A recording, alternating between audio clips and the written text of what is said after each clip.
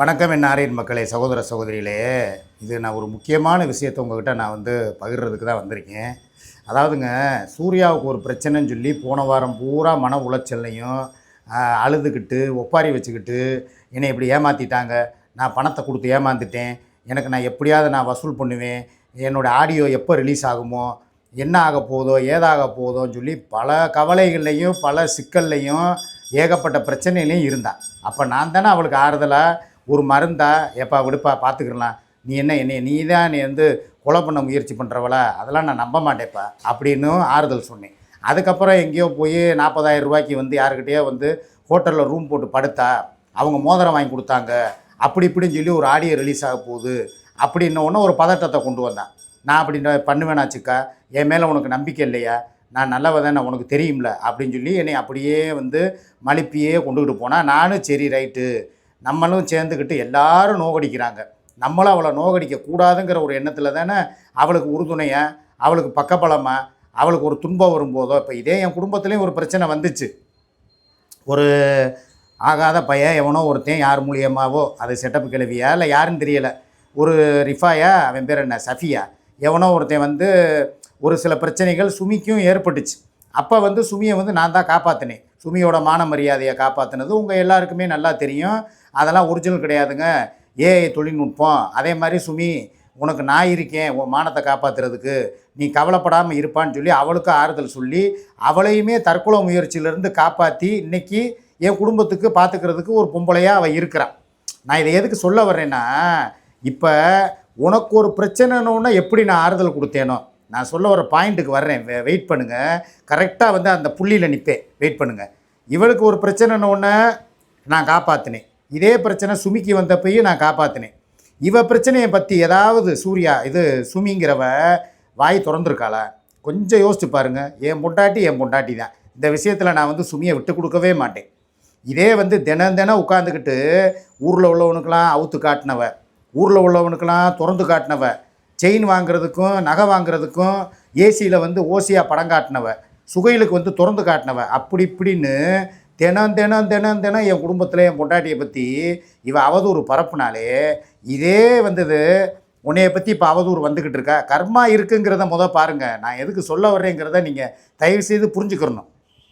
ஒருத்தவங்க மேலே பழி போடுறோமா, அந்த பழி தனக்கும் வருங்கிறத, அது எப்படி வேணாலும் வரும், எப்போ வேணாலும் வருங்கிறதுக்கு இந்த ஒரு உதாரணம் பத்தாத. நீ அவளை என்னென்ன கேள்வி கேட்ட, தினம் நான் காலையில் உட்காந்து 8 நிமிஷம் வீடியோவுக்கு உட்காருவேன், உட்காந்து ஏதோ ஒரு டாபிக் போகும், பால விநாயகத்தை திட்டுவேன்.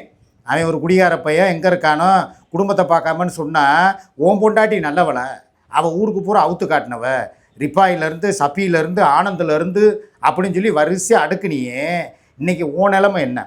உன்னைய இப்போ வருதா ஒரு விஷயமா, என்னைய கொலை பண்ணேன்னு சொல்கிறாங்க, நீ கொலை பண்ணுறதுக்கு முயற்சி பண்ணுங்கிறாங்க. அதுக்கப்புறம் யாருக்கிட்டே 40,000 ரூபாய்க்கு படுக்க போனேன்னு சொல்லி ஒரு ஆடியோ இருக்குதான், யாருக்கிட்டே மோதிரத்தை வாங்கிட்டு செயினை வாங்கிட்டு நீ எல்லாம் போய் படுத்தியான், இப்படிலாம் தகவல் வரும்போது இதை பற்றி சுமி எவ்வளோ அமைதி காக்குற?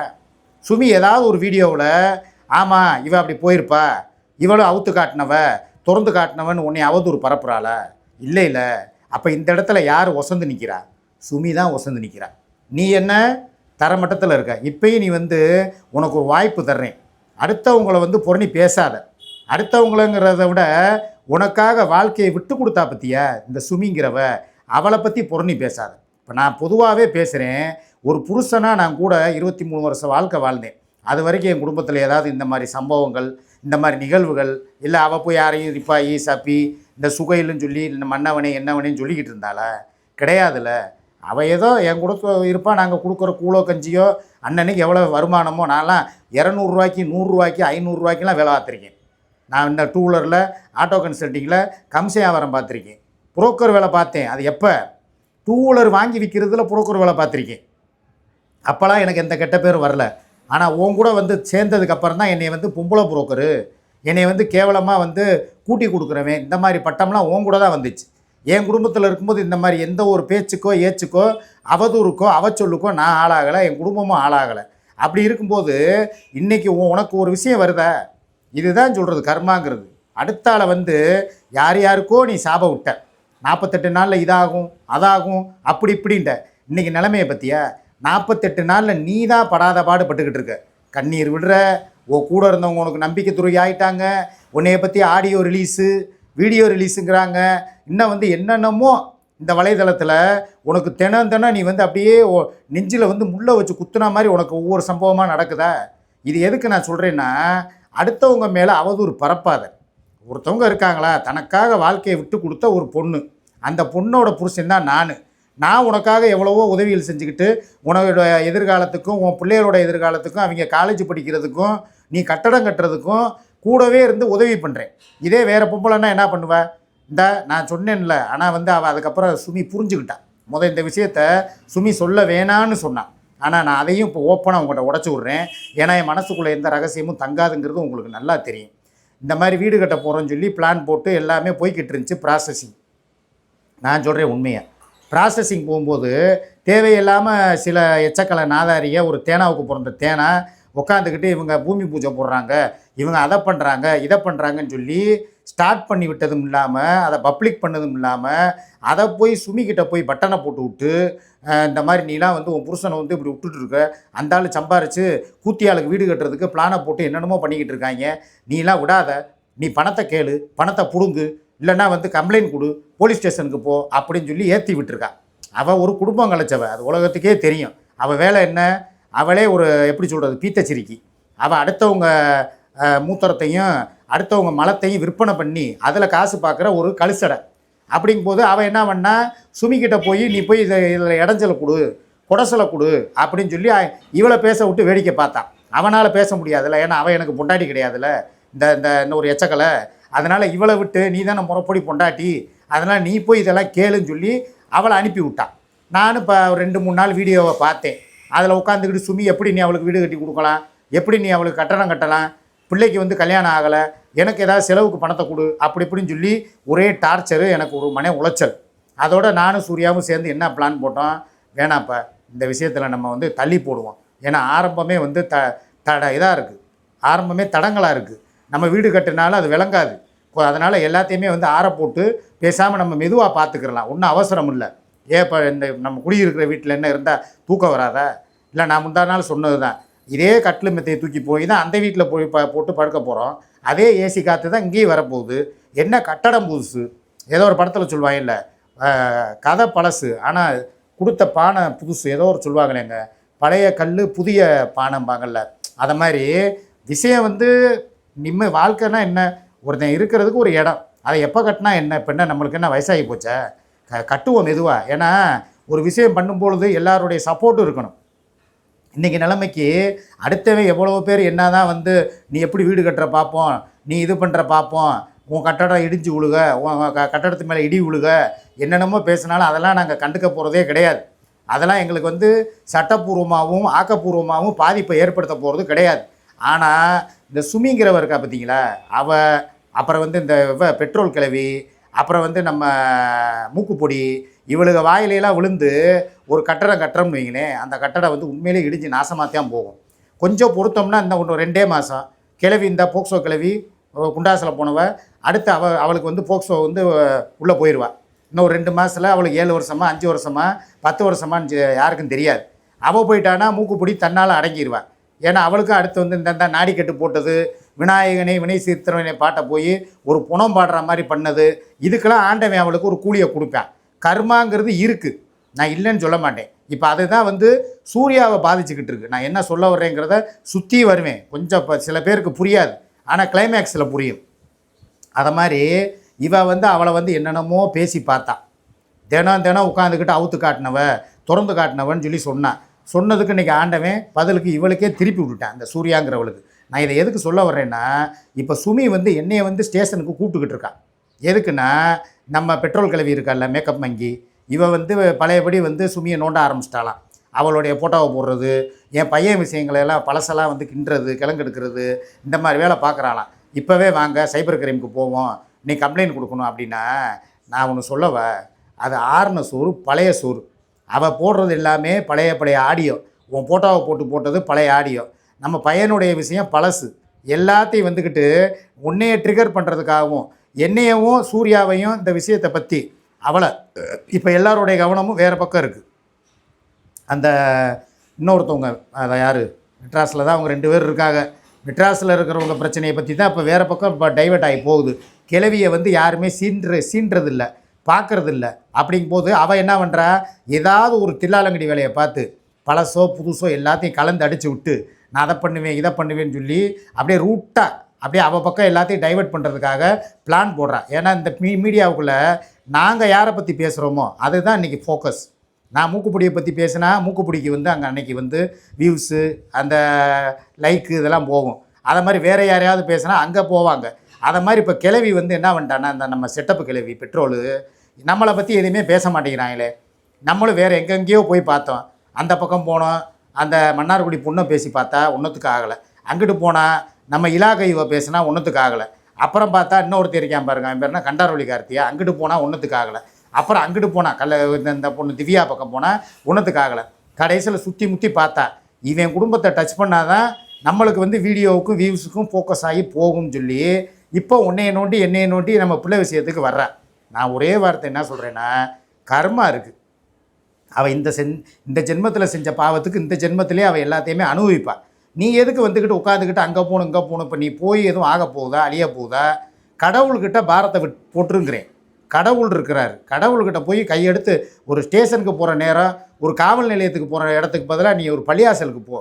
இல்லையா ஒரு கடவுள்கிட்ட போய் ஒரு வேண்டி ஆண்டவா என்னை இவ்வளோ தூரம் வந்து என்னை படுத்துறாளுங்க. அதாவதுங்க பெரியாள் விஷயத்தை கூட ஒரு பிரச்சனை இல்லைங்க. பெரியாளை பழி வாங்குறோங்கிற நோக்கத்தில் சின்னவங்களை வந்து நோண்டுறது சீன்றது இதெல்லாம் வந்து மிக தவறான செயல். கர்மா கடவுள்லாம் பார்த்துக்கிட்டு சும்மா இருக்க மாட்டாங்க. அதனால் இப்போ நான் எடுக்கிற முடிவு என்னென்னா, எந்த விஷயத்தையும், ஏன்னா இதை நீங்கள் கண்கூட பார்த்துருப்பீங்க, இப்போ சூர்யாவோட விஷயத்திலே பார்த்துருப்பீங்க. சூர்யா வந்து சில பேரை பற்றி அவதூறாக, அதாவது ஏற்கனவே முந்தி பேசிக்கிட்டு இருந்தான் அவதூறு பேச்சுக்கள், குடிச்சிட்டு போதையில் வந்து எதையாவது வந்து மீடியாக்குள்ளே பேசிடுறது, அதனால் வந்து ஜெயிலுக்கு போனது, குண்டாசு அனுபவித்தது, இதெல்லாம் பட்டு திருந்தி ஓரளவுக்கு வந்து நல்லபடியாக வாழ்க்கை போய்கிட்டு இருந்துச்சு. நல்லபடியாக ஒரு வருமானம் சம்பாத்தியங்கள்லாம் இருந்துச்சு. இப்போ போகிற காலத்தில் திடீர்னு ஒருத்தவங்க மேலே தேவையில்லாத ஒரு பேச்சுக்களை ஏச்சுக்களை கொண்டுக்கிட்டு வந்தான். அவங்கள வந்து 48 நாளில் அதாகும்னா அதுக்குண்டான பலனை அனுபவிச்சிட்டான். ஏன்னா அவங்க நல்லவங்களை வந்து நீ வந்து என்ன தான் நீ சாபம் விட்டாலும் பாவம் வந்து பண்ணாலும் அந்த இதெல்லாம் பாவம்லாம் உன்னையே தான் வந்து சேரும். நீ சாபம் விட்டாலும் அவங்கள பழிச்சொல் சொன்னாலும் உங்களுக்கு இதாயிருந்தாலும் கடவுள் அவங்க தப்பு பண்ணால் தான் அந்த தண்டனை அவங்களுக்கு கொடுப்பார்.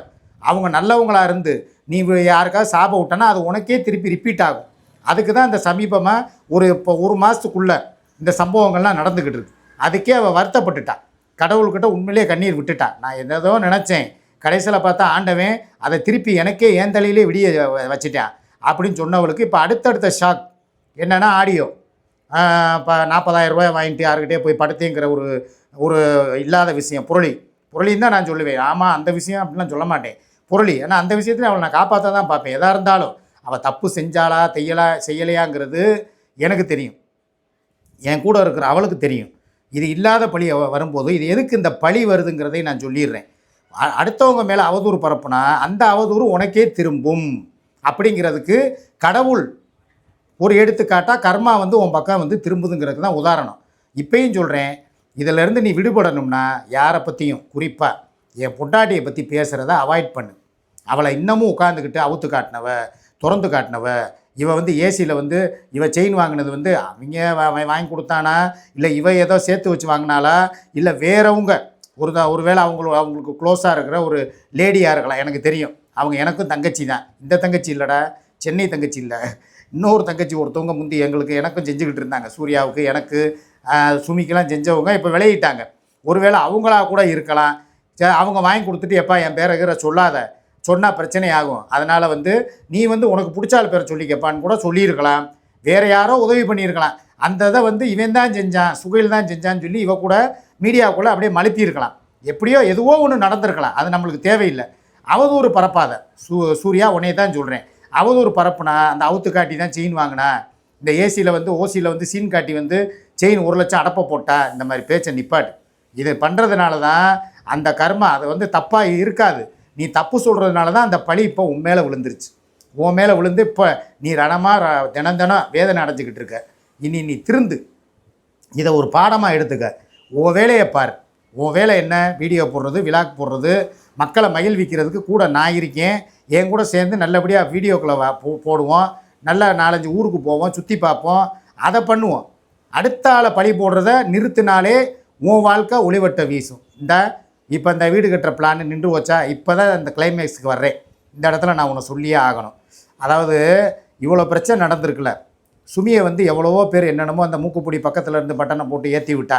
உன் புருஷன் காசை எதுக்கு தேவையில்லாமல் வந்துக்கிட்டு அவளுக்கு போய் கூத்தியாளுக்கு செய்ய விடுற வைக்க விடுற அப்படின்னு சொல்லி நீ தடுத்து நிறுத்து அப்படின்றாலா. நாங்கள் ஆணியே பிடுங்க வேணாம், இப்போதைக்கு வீடு கட்டுற ஐடியாவே இல்லைன்னு சொல்லி ஒதுங்கினோமா. இப்போ சுமியே என்கிட்ட வந்து நேற்று என்னமா சொல்கிற, சரி பாவம் அவன் என்கிட்ட கஷ்டப்பட்டு அவள் சம்பாதிக்கிறான்னு சொல்கிறீங்க, நீங்கள் அவள் வீடு கட்டுறதுக்கு நான்லாம் இடைஞ்சலாக இருக்க மாட்டேன், நான் போய் போலீஸில் போயும் கம்ப்ளைண்ட்டும் கொடுக்க மாட்டேன், அவள் இப்போ போய் தொலையட்டும், நீ வாங்கி கொடுக்குறீங்க, நீங்கள் வாங்கி கொடுக்குறீங்களா இல்லை அவளாக கட்டுறாளாங்கிறது எனக்கு தெரியாது. எங்களால் உங்களுக்கு எந்த பாதிப்பு வர வேணாம். இந்த விஷயத்தில் வந்து நான் தடைகளாக இருக்க மாட்டேன். நீங்கள் செய்கிறத அவள் உழைச்சி சரி ஏதோ உங்களுக்கு உங்கள் கூட வந்ததுக்கு எதையோ கட்டிட்டு போகிறான், அவன் மனசுக்கு அவள் நல்லா இருக்கட்டும் அப்படின்னு சொல்லி இப்போயும் நீ எவ்வளோ தான் அவளுக்கு வந்து நீ அவுத்து காட்டினவ திறந்து காட்டினவன்னு சொல்லி சுமியை நீ பழிப்பாவங்களை வந்து சம்பாரித்தாலும் அவன் மனசை பற்றிய எவ்வளோ நல்ல மனசாக இருந்தால் இதில் நான் இடைஞ்சலாக இருக்க மாட்டேன், நாளைக்கு வந்து அதில் உங்களுக்கும் பங்கு இருக்குன்னு சொல்லி நான் எதுவும் கேட்க மாட்டேன். அவளுக்கு நீங்கள் வீடு வாங்கி கொடுத்தாலும் சரி வாங்கி கொடுக்காம போனாலும் சரி நம்ம பிள்ளையே பாருங்கள், அவள் விஷயத்துக்கு நீங்கள் உதவுறீங்களா, அவள் கூட இருந்து அந்த ஹெல்ப் பண்ணுறீங்களா. ஏன்னா அவள் ஒத்தையாக எதுவும் பண்ண முடியாது, ஏன்னா அவளுக்கு கூட யாராவது ஒரு ஆள் ஹெல்ப்புக்கு வேணும். அப்படிங்கும்போது அவளுக்கு எதுவும் தெரியாது, படிக்காதவ. அப்படிங்கும்போது நீங்கள் தான் கூட இருந்து பிளான் போடுறதுலேருந்து இன்ஜினியருக்கு என்ன கொடுக்கணும், மணல் எவ்வளவு, ஜல்லி எவ்வளவு, செங்கல் எவ்வளவு, இதெல்லாம் வந்து நீங்கள் தான் இருந்து நீங்கள் பண்ண வேண்டிய ஆள்.